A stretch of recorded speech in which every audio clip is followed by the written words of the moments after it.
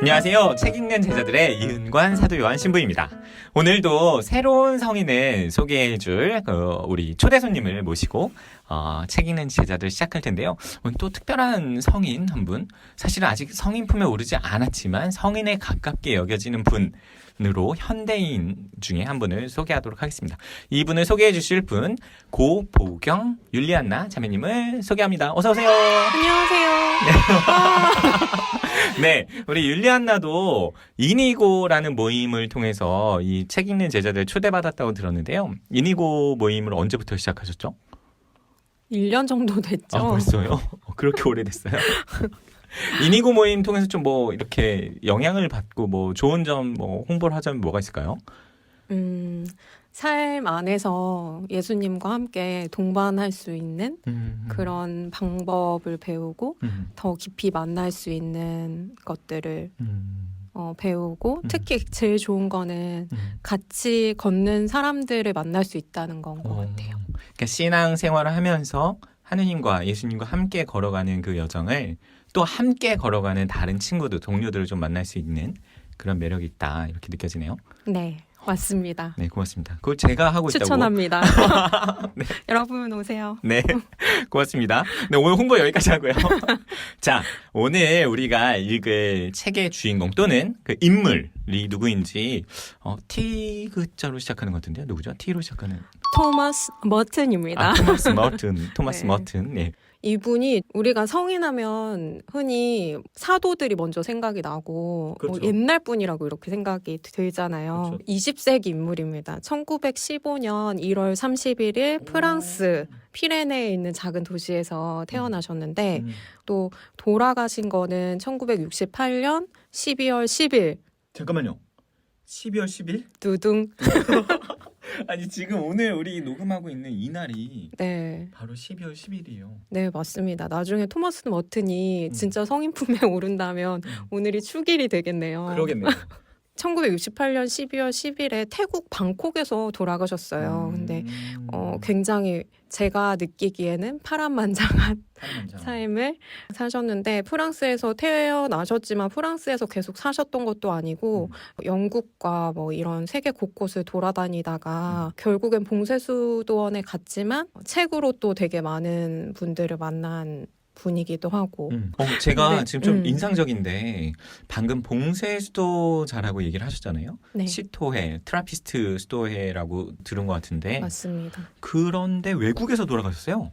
그것도 되게 특이하죠. 특이하네요. 네. 그 여행을 많이 다니신 걸로 또 봉쇄 수도자이지만 네. 이것도 굉장히 예외적인 케이스인 것 같은데 그런 이유가 있겠죠.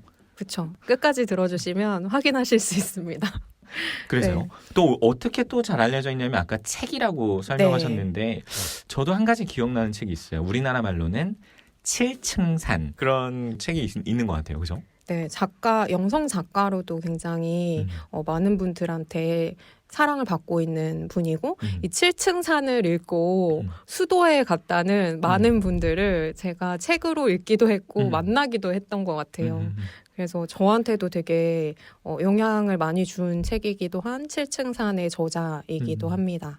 그리고 시인이자 작가이자 아까 봉쇄 수도의 트라피스트 수도의 수도자이자 또 사제이자 평화운동가 그리고 지금으로 따지자면은 부캐가 진짜 엄청 많네요. 그러네요. 네, 평화운동가, 시인이자 저술가이자 원론적인 그 아이덴티티 정체성은 수도자였다. 봉쇄 수도자. 맞습니다. 때적인 배경을 좀 생각해 보면 이분이 1815년 정도 생이잖아요. 네. 그러면 분명히 세계대전을 양차 대전을 경험했을 거예요. 아주 젊은 나이에. 그것과도 이분의 삶과도 좀 연관이 있을 것도 같네요. 맞습니다. 2차 세계대전 중에 토마스 머튼이 수도원에 들어가기 전에 이 내용들은 7층 산에 나오는데요. 자기 친동생을 마지막으로 잃고 나서 전쟁 진짜, 중에. 네, 우리가 사회의 영향을 안 받으면서 살 수 없잖아요. 그 시대의 흐름 속에서 어떤 한 고향에 정착해서 살아내지 못하고 이렇게 떠돌아다니는 삶을 살게 되면서 뭔가 고향을 계속 찾고 싶었었던 것 같아요. 토마스 머튼은. 그래서 그 이방인의 마음, 뭔가 버려진 자의 마음, 그래서 나의 정말 뿌리 내릴 곳은 어디인가에 대한 끝없는 연구, 고민, 음, 그리고 그곳을 찾아가는 그 여정, 음, 그런 것들이 이 토머스 머튼의 삶을 보면 고스란히 드러나고, 그리고 그가 수도에 가기 전까지의 여정을 그린 것이 이 7층 산이라는 책입니다. 한 30대 초반 무렵에 수도에 입회한 걸로 알고 있고, 그다음에 그 무렵에 이제 세계 대전이 계속 진행 중인 상황이었고, 그 상황에 동생을 잃고, 한편으로는 신앙을 잃어버렸을 것도 같은데 그런 얘기들도 좀 등장하는 것도 같아요. 그리고 나서 다시 신앙의 길로 걸으면서 끊임없이 정체성, 자신의 그 기원으로 돌아가는 그 여정을 책으로 좀 묘사했다고 이렇게 얘기해주고 있는 것 같은데요. 사실 영원한 젊은이라는 느낌이 들어요. 맞아요. 젊은이들이 가장 고민하는 게 내가 어디에 속해야 하는가? 이 표현이 뭐 적당한지 모르겠지만 저의 경우는 그런 것 같아요. 그 어딘가를 향해 가고 있는데 내가 여기 들어가도 되나? 말아야 되나? 빠져나와야 되나? 아니면 다시 가볼까?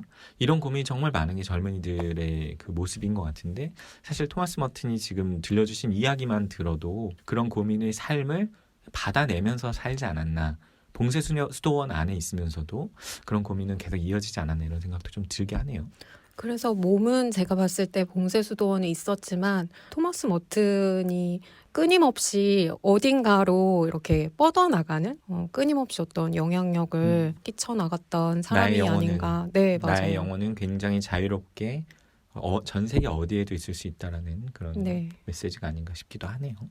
그냥 저한테는 되게 마음에 와닿았던 게 정말 저의 모습이랑 되게 많이 닮아 있다고 느꼈어요. 그리고 지금 우리가 고민하는 청년들의 모습, 신부님이 말씀하신 것처럼 정말 예전에 우리 엄마 아빠 세대처럼 어디 이렇게 딱 들어가면 거기에 뼈를 묻어라 이러면서 끝까지 직장을 다닐 수 없는 지금 시대의 상황?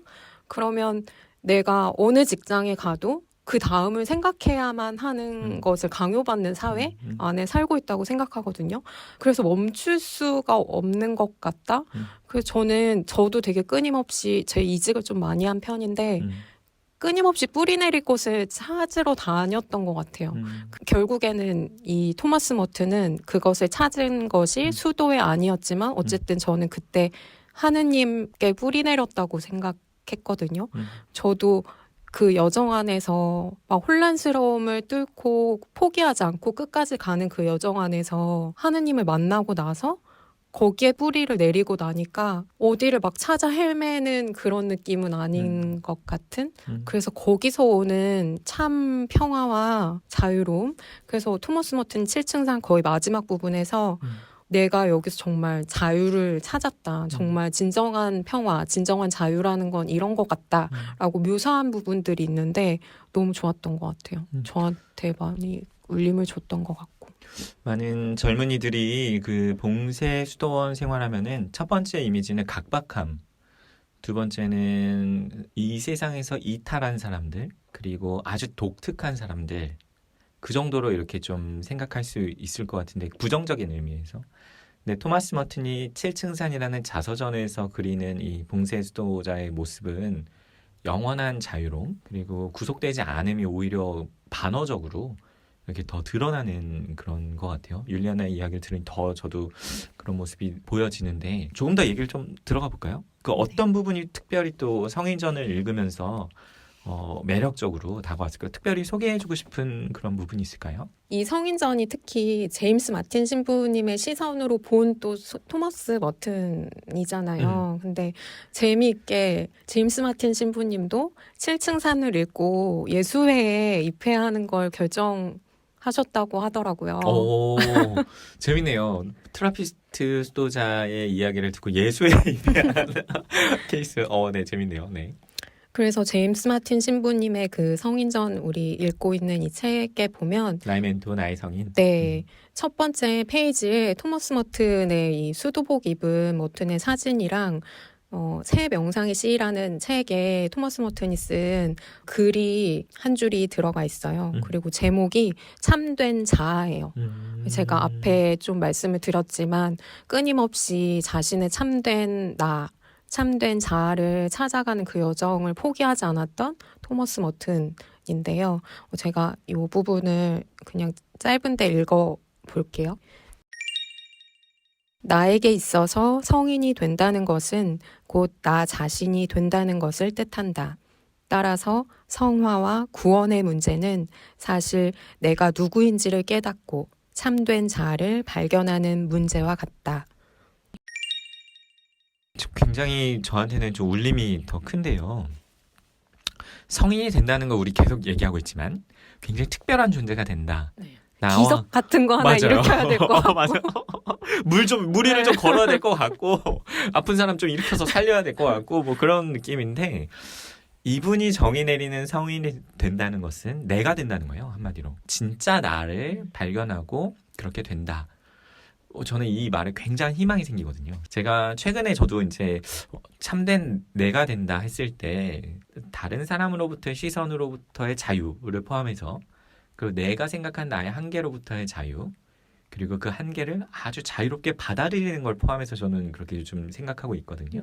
그런데 이분이 얘기하는 게 그거와 같는지는 모르겠어요. 하지만 나를 받아들인다 라는 의미에서는 좀 일맥상통하지 않나? 어떻게 생각하세요? 율리아님? 저도 요즘에 그런 생각들을 하고 있어서 신부님 말씀하신 것처럼 살다 보면 우리가 나의 한계에 부딪힐 수밖에 없잖아요. 그리고 어쩔 때는 진짜 나도 내 모습이 정말 이렇게 왜 하지 하면서 하잖아요. 그러한 나도 끌어안아 줄 수 있는 내가 생각하는 멋진 나, 어떤 좋은 직업을 가지고 좋은 사람들과 좋은 곳에서 맛있는 걸 먹고 멋있게 사는 그런 나. 인스타에 나. 그쵸. 그러네요.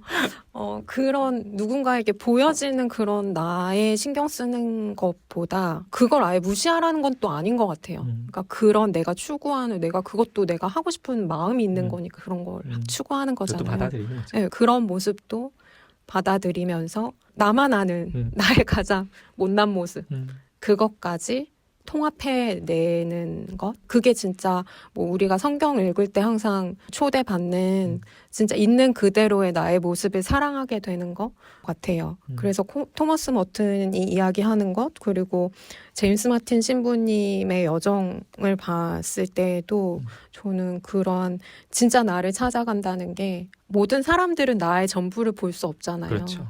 하느님과 나도 어쩌면 나의 전부를 다 보지 못할 텐데 그런 나의 모든 그런 모습들을 이건 버리고 이것만 갈고 닦는 것이 아니라 그 모든 걸 내가 통합해내고 끌어안는 그런 걸 멈추지 않는 거 그런 게 중요한가? 이런 생각을 하게 됐던 것 같아요. 여기 보면 제임스 마틴 신부님도 비슷하셨던 것 같아요. 저랑 무엇을 하면서 살아가고 싶은지 알지 못하면서 중고등학교 시절을 보내다가 경영학 전공을 해서 영업사원을 하면 연봉 높은 직장에 들어가서 성공할 수 있을 거다. 행복할 거다. 이런 우리가 흔히 생각하는 대기업에 들어가면 행복할 거다. 그런 생각을 하면서 와튼 스쿨을 가서 또 GE에 입사를 하셨어요. 그렇게 입사를 했지만 이 부분을 좀 읽어드려도 괜찮을까요? 이번에도 나의 결정은 아무런 성찰 없이 이루어졌다. 회계학 용어를 빌려 말하자면 나는 그저 통상적으로 인정되는 원칙들에 따랐을 뿐이다. 일례로 너는 경영대학원을 마치고 무엇을 해야 하는가? 직장을 얻기 위해 면접을 봐야 한다. 너는 어떤 회사의 제안을 받아들이겠는가? 가장 봉급이 많은 쪽이다. 하지만 보다 중요한 질문은 아무도 내게 묻지 않았거나 나 스스로 물어보지 않은 질문들이었다. 너는 인생에서 무엇을 바라느냐? 하느님은 과연 내게서 무엇을 바라시느냐? 제가 읽고 왔는데 사실은 젊은 시절에 이런 고민을 해보았던 것 같아요. 하지만 답하진 않았던 것 같아요. 맞아. 많은 경우에 이런 질문을 그냥 삭혀놓는 거죠. 그리고 이 질문들은 끊임없이 살아서 움직여서 이 질문을 하는 동안은 저는 젊은이라고 생각해요. 젊은이십니까? 노코멘트 하겠습니다. 지금 방금 말씀드린 분은 이 나의 멘토 나의 성인이라는 책의 편저자죠. 네. 제임스 마틴 신부님이고 예수의 신부님이신데 제네럴 일렉트릭이라는 그 회사를 다니다가 와튼 스쿨도 졸업하시고 그러다가 이제 나오셔서 예수에 입회한 동기가 7층 산을 읽고 수도 생활을 하고 싶다. 하느님은 나에게 무엇을 바라시는가? 나는 정말 무엇을 바라는가? 그 고민에 대한 답을 좀 해나가신 신부님이라고 보여요. 현재 살아계시고요. 미국에 네. 계신데 제임스 마틴 신부님이 TV를 보다가 그냥 이렇게 힘들게 회사를 들어갔지만 거기에 또 뭔가 공허함이 있었겠죠. 있죠. 그러다가 TV를 보는데 그런 수도의 장면이 나오면서 토마스 머튼 신부님의 장면이 나왔대요. 오, 그게 트라피스트 수도의 어떤 소개 영상. 네, 그걸 소개하는 영상이었나 봐요. 그래서 그 얼굴을 봤는데 너무 평온해 보이고 저 사람은 되게 평화 안에 있는 것 같이 그렇게 보이더라는 거예요. 그래서 저 사람이 누굴까? 저런 삶이 뭘까? 궁금해하다가 7층 산을 읽고 그렇게 결심을 하게 되셨다고 합니다. 그래서 아까 신부님이 말씀하셨지만 우리가 그런 질문들을 안 받는 사람들은 없는 것 같아요. 근데 항상 무시하는데 내 마음 깊은 곳에서 문득 올라오는 너 잘 살고 있는 거야? 이렇게 가는 거 너 정말 좋아하는 거 맞아?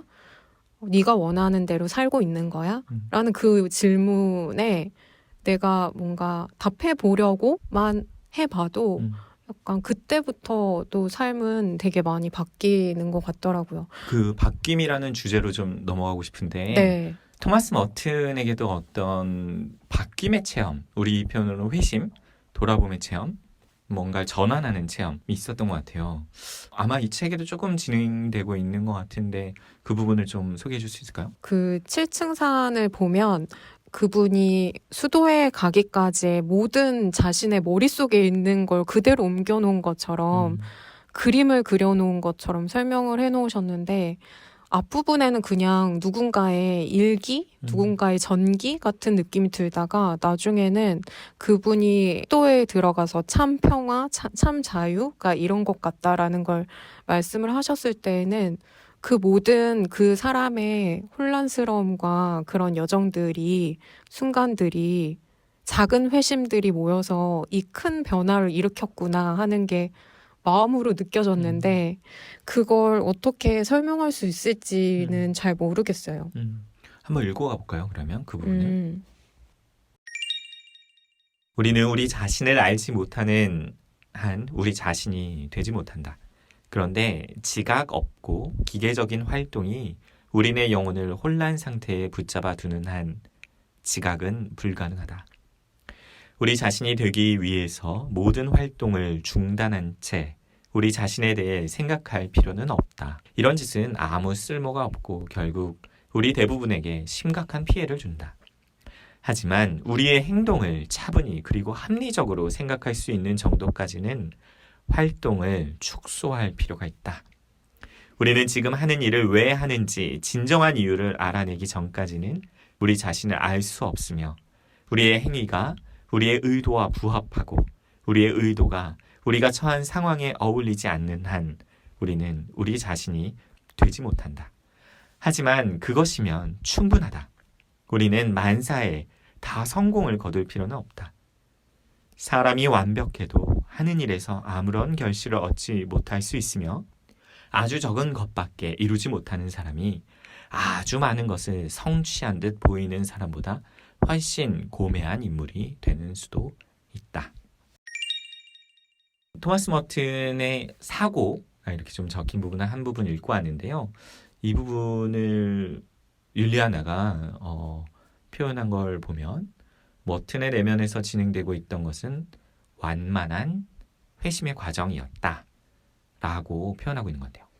이건 그러니까 저의 말은 아니고 제임스 마틴 신부님이 표현해 주신 건데요. 지금 이렇게 흘러가는 토마스 머튼의 영혼? 그런 것들의 흐름을 보면 토마스 머튼이 어렸을 때부터도 그렇고 굉장히 호기심이 많고 지적인 호기심이 특히 많았던 걸로 묘사가 되더라고요. 그래서 처음엔 하느님이 그런 지적인 호기심을 채워주는 부분에서 개입을 많이 하신다고 저는 느꼈어요. 그리고 그 다음에는 어떤 감각적인 거, 아버지와 어머니가 두 분 다 화가셨거든요. 토마스 머튼이. 그래서 이런 미술 작품을 보거나 이랬을 때 더 느끼는 게 게 좀 남달랐던 것 같아요. 그리고 이 자연을 통해서 만나는 하느님도 많이 느꼈었던 것 같고. 그래서 머튼이 원래는 그러니까 어렸을 때부터 우리로 치면 뭐 유아 세례 받고 이렇게 자란 게 아니고 중간에 어른이 돼서 세례를 받고 개종을 가톨릭으로 한 거기 때문에 그 과정이 그가 받아들일 수 있는 만큼이었던 것 같아요. 항상 그 회심이. 우리가 생각하면 막 회심하면 바오로의 회심처럼 번개가 딱 떨어져서 하느님 나타나고 그걸 내가 보고 뭔가 확 마음이 바뀌어서 내가 완전 다른 사람이 되는 걸 생각을 하는데 이 머튼의 회심처럼 어쩌면 우리도 모두 지금 이 순간도 계속 어느 곳으로 하느님을 향해서 계속 불려진다면 그게 다 회심이 아닐까 하는 생각이 들더라고요. 그리고 내가 이해할 수 있는 방식으로 나의 히스토리를 다 알고 있는 그분께서 가장 나한테 적합한 방식으로 계속 뭔가 불러주실 것 같다. 나도 이 머튼의 여정에 함께 개입하시면서 여정을 함께 하셨던 하느님의 모습처럼 그런 생각을 해보게 되는 것 같아요. 네. 율리아나 고맙습니다. 오늘 사실 저희가 준비한 시간이 어느덧 다 지나서 이제 마무리를 해야 될 것 같은데 아직 시작도 안 했는데. 그러니까요. 이렇게 우리 마지막 질문은 이걸 드리고 싶은데요. 그 젊은이들에게 이 토마스 머튼을 소개한다면 어떤 부분이 가장 좀 매력적이고 왜 나는 이 사람에게 매력을 느꼈는가 조금 간단하게 요약해서 전해줄 수 있을까요? 우리가 찾는 멘토 되게 가까운 곳에 있는 영성적인 멘토일 수 있다. 그런 생각이 좀 들어요. 이분의 책을 한 권만 읽어보셔도 아시겠지만 그 영적 여정을 세밀하게 느끼면서 알아채면서 살아내 보려고 하는 그 끊임없는 여정? 아까 신부님이 맨 앞부분에 그런 말씀하셨는데 그런 여정을 포기하지 않고 끊임없이 뭔가 나를 찾는 여정을 한다면 그건 청년인 것 같다라고 하셨잖아요.